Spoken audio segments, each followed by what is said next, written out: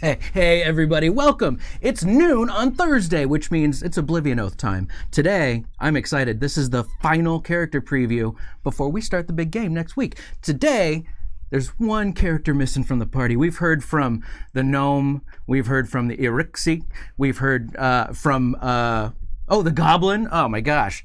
But there's still somebody left. We have a fourth member of this party we got to get to. And today, we're talking to Sara Marie. Sara Marie, thank you so much for being here. First off, before we get into the character, right, because I'm going to start with the iconic line before we start talking about the character, so don't worry about that. First of all, let's talk about you. How long have you been working at Paizo? Well, I'm actually in October. I'm coming up on my 10th anniversary here. Wow. I know, time has really flown by fast. Yes, it has. Does it feel like 10 years? No, not at all. I mean, sometimes it does, and sometimes it feels like, starting just yesterday. That's awesome. And what? So in 10 years, I'm assuming, the guess is you didn't come in starting work at Paizo doing what you do now. No, I started coming in as customer service, answering emails, answering the phone, and now I manage the customer service department and the forum moderation, and then I also do the event planning for PaizoCon. Oh my gosh, so much event planning for PaizoCon. Which, by the way, if you've not been to PaizoCon, we'll see you in May. Yes. May, oh gosh. It's Memorial Day weekend. That's the easy way. It's Memorial Day weekend. Done. I think it's like the 24th and 5th. Yeah. Around there. Yeah. Every year it kind of changes a little bit and I can never quite keep it straight, but Memorial Day weekend. That's the important thing. And it happens Friday, Saturday, Sunday. And part of Monday. So it's a full weekend. Yes. It is a blast. And we're all there. And when you actually come in to see all the stuff that's happening during PaizoCon, you really start to get a sense of all the work that people around here put into it, Sara Marie especially. It's a lot of fun. So let's talk about your gaming history. Did you play Pathfinder before you started? I almost said and Starfinder, but did you play Pathfinder before you started working for Paizo? I did. And I actually started with the Star Wars RPG. I was in the Austin Star Wars fan force and going to meetups with them because I was really, really into Star Wars. I still am. And some folks from that crew are going to do a RPG, and I thought, that sounds really fun. I want to do that. And got into that, played a couple games of that. And then I moved up to Michigan, and I really wanted to try more role-playing games, and I found a group up there playing Dungeons & Dragons, and the GM was using the Sandpoint setting. Oh, nice. Yeah.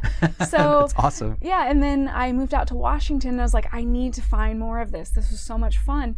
And I happened to see someone who was going to do Rise of the Ruin Lords, and I said, hey, that sounds familiar. I've heard of the Sandpoint place. And so I was able to get into that game, and that was really great.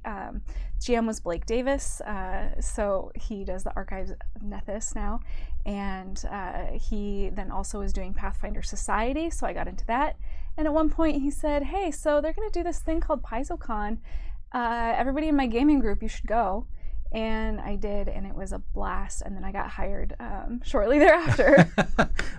That's such a small world, like the way that rolls around. So you actually learned about Sandpoint and the settings of Golarion before you played Pathfinder? Yeah. Oh, that's funny. I guess that's a testament to James Jacobs and his amazing world building of Sandpoint. So Kimlack is saying, praise Sara Marie for deleting some of my posts. So thank you very much. And then Shishumo is saying, legislative lobbyist extraordinaire. Yeah, so that was so cool. If you hadn't seen, you were in Olympia on Tuesday. Yeah. Tell us about this. I woke up way too early and left at 5 a.m. to drive down to Olympia. So exhausting. Oh my gosh. But so there is a state senator, Steve Hobbs, who is into RPGs, loves playing RPGs, and he recognized that none of his colleagues realized that like all of this tabletop role-playing game industry stuff, there's so much of it here in Washington. And so he wanted to kind of let them know just how special Washington is, that we have so many of these companies around here. So myself, some folks from Wizards and Green Ronin, Lone Shark Games, a whole bunch of really great folks all went down and spoke to a Senate committee about our industry, our companies, and it was a really great experience. It looked awesome. I saw Yeah. some of the photos that were being posted. And then he took us on a tour of the Capitol, which How was was really that? great. It was so fun, like just seeing all the areas and stuff, and got to go out onto the Senate floor. And No way. Yeah. Could you bang a gavel on something? No, but I did. I was excited. I took a little selfie next to the desk for my the 45th district's senator. Oh, no way. Yeah, Oh, it that's was fun. awesome. That's Yeah. really cool. Yeah. And so was there any action that we expect from this? Do we think, or was this just a feeling out? This was an educational meeting just to kind of get them aware of some of, that we're here in this state, and that we have a lot to contribute, and educational. Yeah, absolutely. And they're not wrong. There is a lot of, and there's a lot of video gaming here too, but there's also a lot of like pen and paper, tabletop, role play type game companies around here. And I think it's kind of cool like that someone's looking for that. The like ancillary companies too, the convention companies. Gen Con is located in Washington. The convention's in Indianapolis, but the company itself is out here in Washington. Yeah. In fact, some folks might be able to find an old, back when it was Paizo Friday, when we had Kristen from Gen Con on as a guest, and we were talking about Gen Con coming up and all of that sort of thing. It's way old, but it's still good. So check that out. It's on our YouTube channel somewhere. When you so I assume you play RPGs on a regular basis. That's how you found out about PaizoCon and all of that sort of thing. Yeah. What type of gamer are you usually when you play? So when I started, I really liked the kind of magic users. So wizard, sorcerer. I think my first couple characters were like druid and wizard. But then I've also played ranger and stuff. And I really the first time I did a fighter was in Crystal Fraser's Curse of the Crimson Throne campaign, which was so much fun. That would be a blast. By the time we were kind of wrapping up, it was a dwarf fighter, and she had armor that allowed her to fly, and that was just so much fun. And I like all sorts of stuff. I'm kind of somebody who any gaming is good gaming, so as long as I'm playing and having fun, I'm happy, and that could be any kind of character. Right, it's the kind of person that a GM loves to have at the table, where it's like, let's just game, What about personality-wise? Do you tend to be the one that hangs back and tries to make the decisions, or do you stride boldly forth, as Quigley would say from Dat Dragon Show, or are you kind of what's your play style? I'll do both. Kind of whatever the party needs, and it kind of wherever I am in my life too. Where sometimes I'm just like, I just need to have a character that is not going to overthink things and is going to rush into battle and is going to do stupid stuff. And sometimes I like to really try to. I'm not necessarily very good at it, but I like to try and strategize and come up with battle plans and stuff. But it kind of depends on where I am. See, I can't do that. I always play the rogue because that's just where my brain goes, and I'm like, that's what I play the best. Like when I try to play a fighter, people are like, "Get out there! You need to go." I'm like, "I'm sneaking," and like, "No, you don't sneak. You're a fighter. Go out there and do the thing." So I can't do that. Like that, I think that takes a lot of talent to be able to partition into that character, be like, well, what is this character like, and play that type of character. I think that's pretty fun. And then are there certain ancestries that you're more likely to pick or anything? No, not really. I mean, I've done a bunch of different ones, and I kind of like to explore things that aren't human. I've certainly played my fair share of human characters, but I really enjoy thinking about the ways that the differences for the different ancestries, how that would affect their personalities and how that affects their decision making and the way that they're going to see the world and what they need to do. Mm-hmm. Fair enough. And then when it comes to types of games, have there been any high points? I mean, obviously, the one that Crystal ran would be a blast, I'm sure. But what are some of the ones you look back on? You're like, can't recreate that because it was just so magical. So one of the Star Wars games I was playing in, I had really wanted to kind of play sort of the Boba Fett character, Mandalorian armor and everything, but we were first level, and so the GM let me have like kind of some piecemeal Mandalorian armor.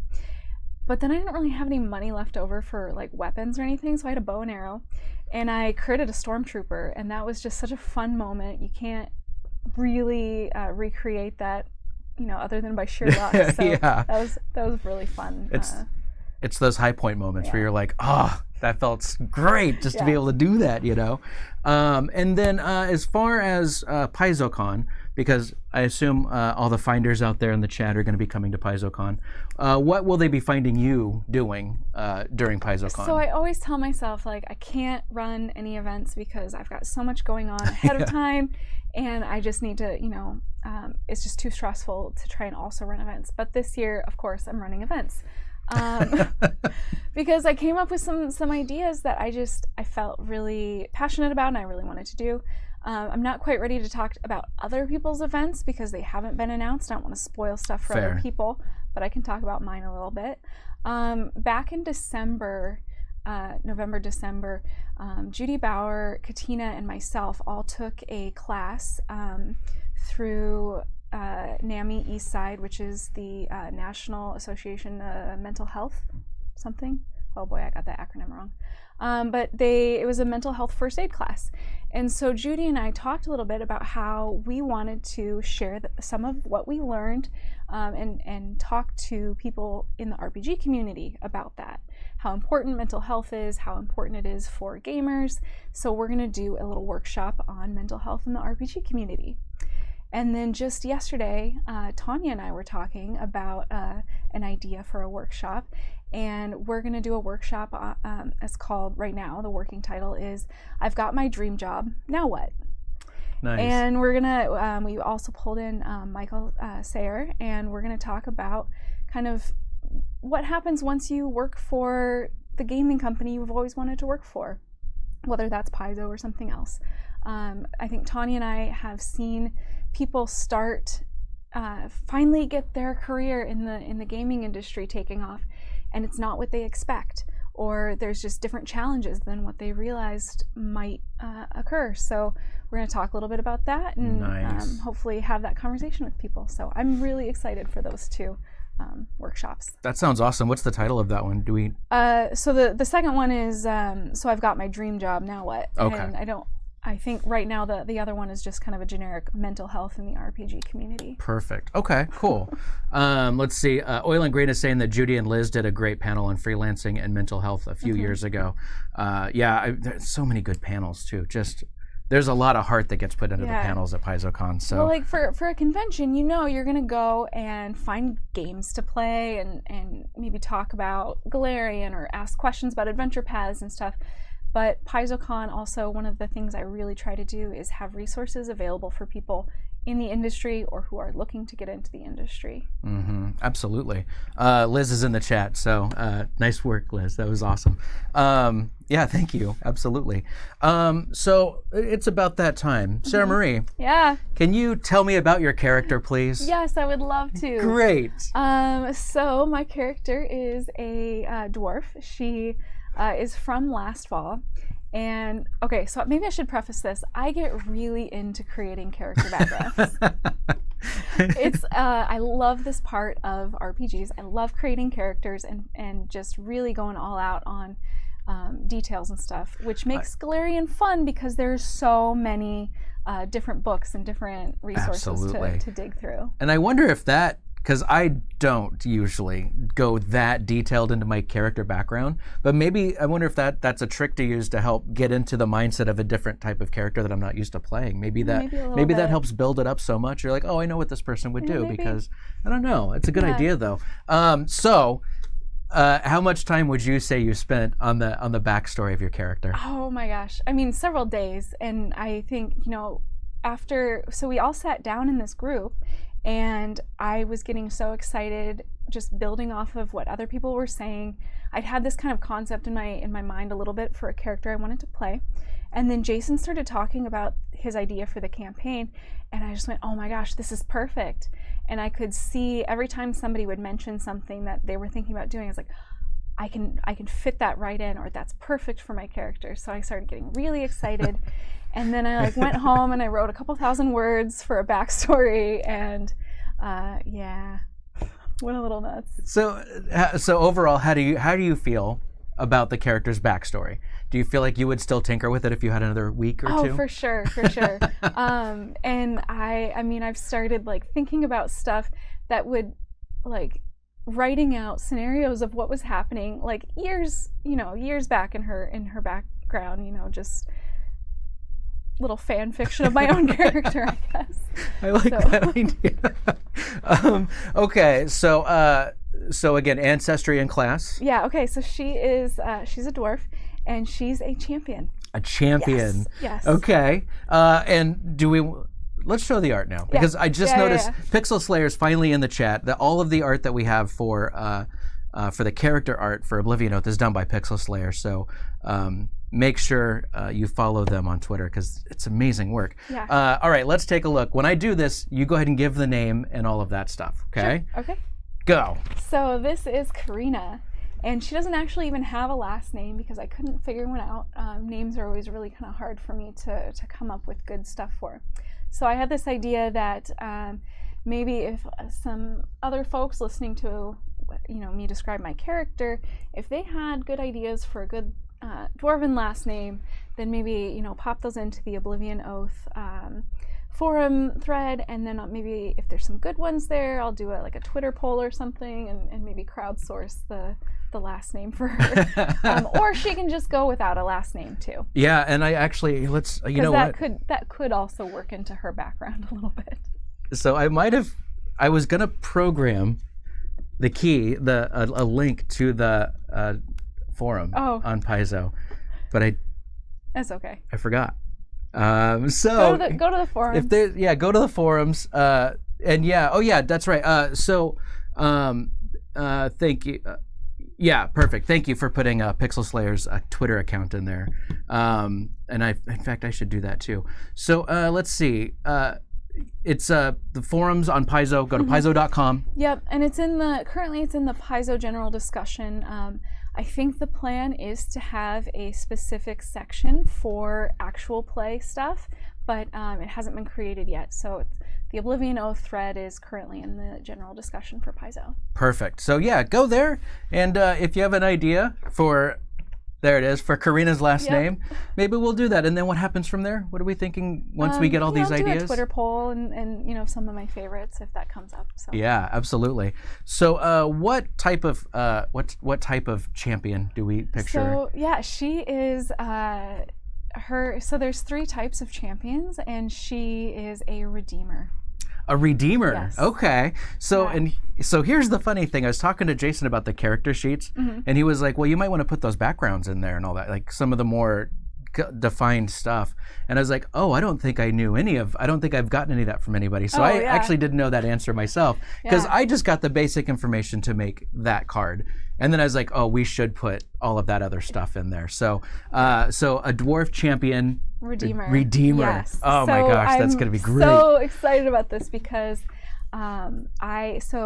maybe within about the last year, I've started to really enjoy playing paladins. Mm-hmm. And part of that is because I have moderated so many threads on the forums about paladins. So it's been kind of fun to start playing those. And so coming into this game, I kind of wanted to play a paladin, and Jason was like, all right, so we're changing that up a little bit. And we've got the 3, the paladin, the lawful good, the redeemer, the shoot, I just blanked on the the different but so and then there's the liberator, who's the one on the other corner of the alignment chart. Now this is full disclosure here. One of the things that I've been trying to push with the whole thing is, and it's going to be kind of a battle at first because people haven't had a chance to play 2nd edition yet. Katina, I made you a mod, so you should be able to put links in now. That's what I was doing just now, ignoring Sara Marie when she was talking to my back. I'm sorry, but I wanted to make you a mod, so there you go. So I wanted to make sure that the game focused on fun, and was kind of presented in a way where it's like, let's just have fun and play a game. At first, while second edition is not out yet, there's going to be a lot of rules stuff that people are going to be asking, but I'm going to be in the chat, so I'm not going to be able to answer those questions. And I think also along with that, where it was like, let's not worry about learning all the rules for second edition right now.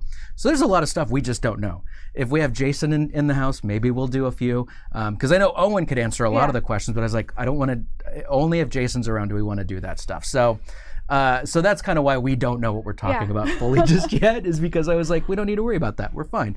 But for those that don't know, what does a champion redeemer mean for like alignment, and what do you think you're going to be doing with the actions of this character as far as it fits into the rest of the party? So the thing that I'm excited about is that she is not lawful good. Really? Yes. Okay. So my favorite deity in the kind of pantheon of Galarian gods and goddesses is Pharasma. And so her goddess is Pharasma, and you can be still one step away on the alignment chart, and so she's able to be the Redeemer, which I think neutral good, and the follower of Pharasma. So that's going to be great. Yeah. I'm really excited for this. I think when it comes to thinking about putting this stuff together and kind of, being the first ones to show people how fun the game can be and what kind of things are available to you and all that sort of thing. What do you are you nervous about anything? Is there something you're kind of like, oh gosh, I don't know if I want to deal with that? Not really. I mean, I'm just pretty excited. I get to play the champion class and get to kind of have that first opportunity to not be lawful good. Yeah. So that's exciting for me.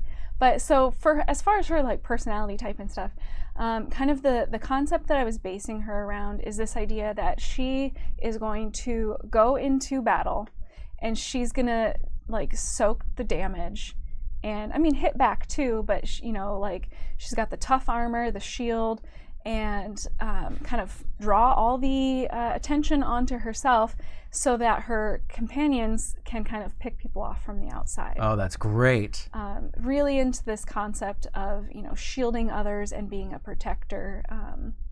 So, yeah. So then I wonder, and of course, I'm thinking, well, we've got a rogue in the party, so that's going to be a huge help, And now that I think about it, the rogue is the only one that's not short of stature. Yes. Yep. Interesting. Usually the rogues blend in a little bit, but this going to be really funny. Yeah, it's going to be good. He's going to be able to see the traps, and if we don't see them, they're just going to go right over all of our heads. So. Oh, that's great. I like that. Did you plan that everyone was going to play? No, it just kind of came up, and then we all just had so much fun with that idea. We were like, yep, we're doing this. That is great. I love that so much.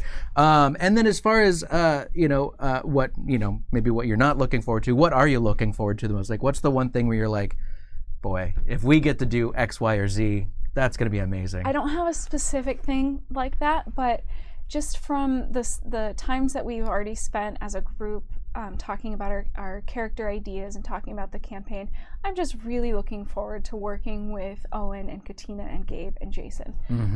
It was really clear from as soon as we sat down together that it's going to be a really good collaborative experience, which is what I love about role-playing games. So I'm excited to get to create those stories with these people. Absolutely. I think we're excited to see that. And Pixel Slayer, who did the art again, is saying that their personal canon is that Carina's the group's mom. That you get snippy with her and she'll use the mom voice. She might. I mean, I've kind of perfected it a little bit. So yeah, that's perfect. I like it. And if you look at the artwork, it's like, well, I can kind of see that. It makes sense. I saw it and I was just like, the emotion on her face is perfect. Yeah. She's a little bit of that grumpy attitude of just I'm over it, don't mess with me. Yeah. I really enjoy that. Statler, thank you for gifting a sub to Pixel Slayer. That's super, super nice of you to do. And welcome to the party, Pixel Slayer. We're glad to have you aboard. So beyond that, what we're expecting, because the game is only an hour long, we don't have a whole lot of time for housekeeping and for backstory stuff. We're going to get into that stuff, of course. But what do you want the audience to know about Carina? Oh gosh, before the there's game so starts? many details that I've already come up with. So, yeah. So where she's at right now in her life is she's a younger dwarf. I mean, so she's like in her 40s, which Pretty young. for a dwarf that's pretty young. And she just recently left home. She actually ran out in the middle of the night because her parents wouldn't support her dreams. So so she ran off. Where's home? Her home is in Lastwall in the city of Vigil.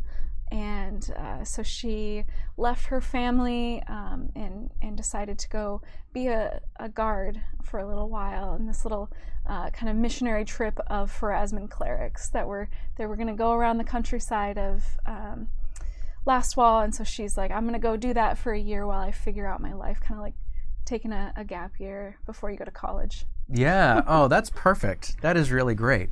And then as far as how everybody gets wrapped up, we'll find that out later and all that sort of thing. But aside from whatever encounters the game throws at the characters, does Carina have some life goal that she's trying to get to? Is there that thing? She's trying to just figure out, so she kind of grew up where her parents were really encouraging her to go on a very specific path into a little bit more maybe administrative role within the city and within the Church of Pharasma. And she thought that's what she wanted, and then all of a sudden she started thinking, like, what if I just want that because my parents have been telling me that's what I want? And so it's like, I gotta figure out this on my own, away from my family's influences. So she's trying to just figure out who she is, where her faith's at with Pharasma, and if she's doing the right thing, and yeah. That is great. I'm excited for this. Like every character, it's like you see Katina, when we started with Katina, and it's like, oh, that's great character. Sorry, everybody else, but this is a great one. And then Gabe comes out with his character, and you're like, another great character. And then Owen, and every one of these characters that we've got being around a table is just going to be, it's a juicy game that Jason can play around with. And so I'm excited to see what happens with a lot of this stuff. So let's do this. Let's do a goodbye for the video, and then we'll talk to the finders in the chat for a little while. Do that. You okay with that? Yeah. All right, perfect. All right, everybody. Thank you so much for joining us. I hope you learned a lot. I know I did. I'm super excited to see Carina. Let's do that. I'm super excited to see Carina in action at the table with everybody else. I think it's going to be an amazing game. I want to make sure you know that Oblivion Oath will be starting on Thursday, April 4th at noon Pacific on twitch.tv/official Paizo. I almost said right here, but you're probably watching this on YouTube. And if you'd like to join us live, please come on, join the fun. It'll be a great time. I will be posting the videos to YouTube the one before will go up before the live one. So if you happen to miss one, you can watch it on YouTube, get caught up, and then join us live on that Thursday. And we hope to see you there. It's going to be a lot of fun. We're playing 2nd edition, so it's the first chance to see Pathfinder 2nd edition, run by Jason Bowman. And it's a lunchtime game. All the people that are playing are employees from Paizo. We're just taking our lunch break on Thursday, but we're going to be playing a game instead. And so we hope to see you there. In the meantime, for Paizo and for Sara Marie over here, and for me, I'm your old buddy Dan. Thank you so much for joining us, and we'll see you again next time. Bye.